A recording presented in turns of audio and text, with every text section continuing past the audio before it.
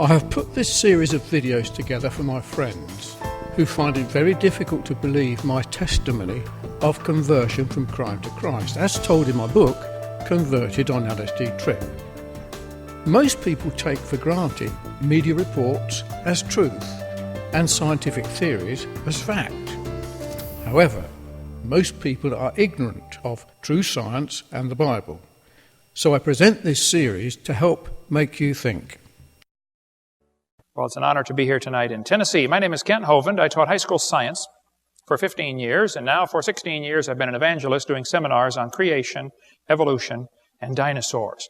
And I tell people right up front that I believe the Bible is the infallible, inspired, inerrant Word of the living God. I believe it from cover to cover.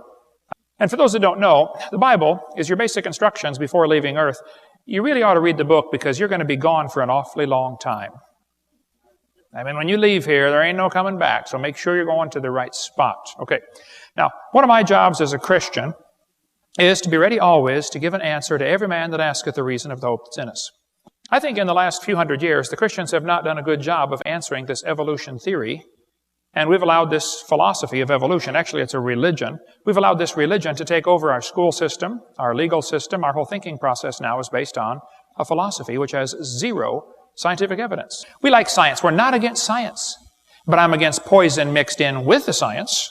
That's all. Here's a first grade textbook. I'll show you what I'm talking about. They tell the kids in first grade, Earth has changed much since its formation 4.5 billion years ago. Now just hold on a minute. Is the Earth 4.5 billion years old? No, as we'll see in a minute. But if you tell that to a first grader, he's going to believe you. First graders believe everything you tell them. They believe bananas are moldy spider legs. I did. And then tell them again in second grade, since its formation 4.5 billion years ago, Earth has changed. Down at the bottom it says, life too has evolved on Earth. This word evolved is a very tricky word. I've done over 90 debates and about 7,000 radio and TV call-in talk shows, and I've learned how to win the debate on evolution in the first 5 minutes. It is so easy. If somebody says, do you believe in evolution? I say, well, what do you mean? Well, you know, evolution. No, which one are you talking about? There are 6 meanings to the word. Are you talking about cosmic evolution, the origin of time, space, matter? I don't believe in that, with the Big Bang. We'll talk about that in a minute. Are we talking about chemical evolution? Because according to the Big Bang theory, the Big Bang, produced hydrogen and maybe some helium. Well, then how did we get all these other elements? Do you want me to believe uranium evolved from hydrogen? They'll say, well, yeah, fusion. You have fusion in stars. Yeah, but you can't fuse past iron very well. Number 2, you got a chicken and an egg problem here because you have to have the stars to make the elements and the elements to make the stars. Which one came first? Which brings up, of course, stellar evolution. How did the stars form? Nobody's ever seen a star form. Scientists don't even have a clue how a star could form. No even good theories about star formation. We cover more on that on video 7. But we see stars blow up all the time. It's called a nova or a supernova if it's a big one. That happens all the time. But we never see one form. And yet there's enough stars out there that we know about that everybody on planet Earth, every single individual, can personally own 11 trillion stars to yourself. Those are the ones we know about. We don't know about the ones that we don't know about. Fourthly, there's going to have to be organic evolution. Life has to get started from non-living material. Nobody has a clue how that could happen. Then we're going to have what's called macroevolution. That's where an animal changes to a different kind of animal.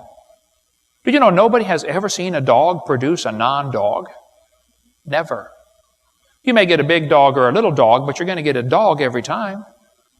And it could be that the dog, the wolf, and the coyote had a common ancestor. I wouldn't argue about that. They probably did.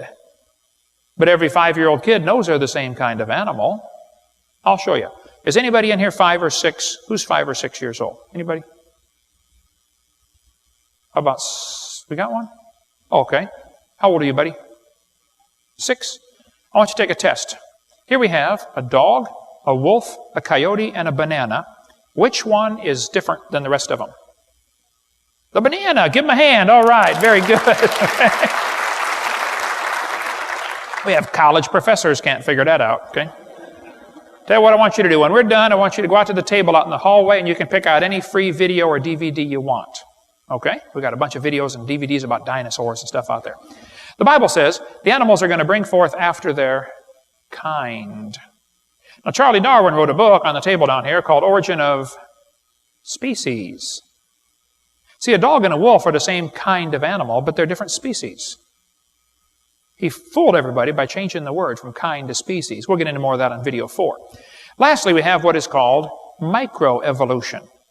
This is changes within the kinds. Now, that one happens. I'll go along with number 6. I think animals can produce a whole variety of offspring. You know, long hair, long-legged, short-legged. That happens. But the first 5 are purely religious. That's not science. We never observe any of those. So if you want to win the debate on evolution, simply define exactly what you're talking about. And you'll find all they ever give are examples of number 6, which there's no argument about it. It happens. But then they imply that that is somehow magically evidence for the other 5, and it is not. The teachers are taught, though, be sure to stress to the students that the earth is billions of years old. Make sure the kids believe this. Now, I happen to be a little old-fashioned. I think in science class we should be teaching science. Things we can observe and study and test and demonstrate. Things like the first law of thermodynamics. The first law of thermodynamics tells us matter cannot be created or destroyed.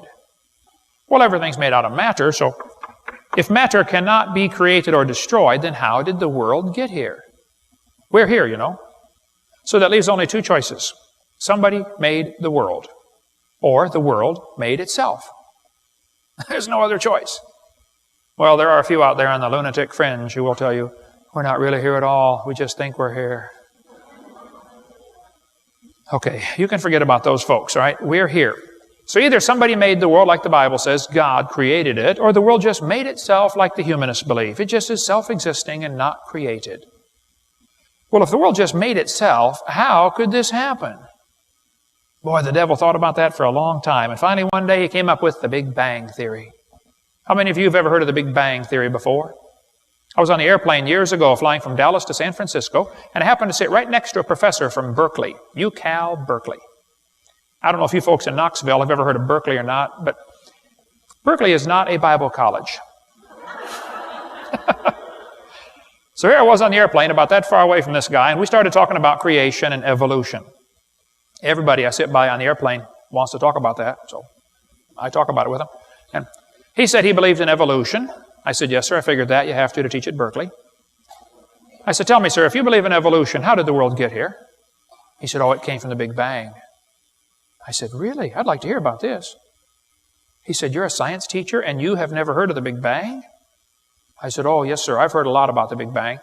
And I believe in the Big Bang, but my Big Bang is a lot different than yours. I said, you tell me about your Big Bang, and then I'll tell you about my Big Bang. And so the professor took off on one of those answers that looked like it came straight from the textbook. He said, well, Mr. Hovind, I believe about 18 or 20 billion years ago. That's a long time. All the matter in the universe. That's a lot of stuff. By the way, the word universe comes from 2 Latin words, uni, which means single, and verse, which means a spoken sentence. Did you know we live in a single spoken sentence? God said, let there be. Now that'll preach, man. There's a sermon in there someplace right there, okay? And if your pastor can't find it, he ain't got no preach in him at all, okay? All the matter in the universe was concentrated into one very dense, very hot region that may have been much smaller than a period on this page. Say what? Everything in the universe squished into a dot smaller than a period on a page? Wow. That's one crowded dot. And heavy, too. Hey, and it ain't the first time it happened, boys and girls. This textbook says, someday after many billions of years, all the matter and energy will once again be packed into a small area, no larger than the period at the end of this sentence. Then another Big Bang will occur. It happens every 80 to 100 billion years. Can you believe they cut down a tree to print that? Where's Al Gore when you need him? That's what I want to know. Yeah. And why did you guys send Al Gore to Washington? You had him here, you know. But no. This textbook author was brilliant.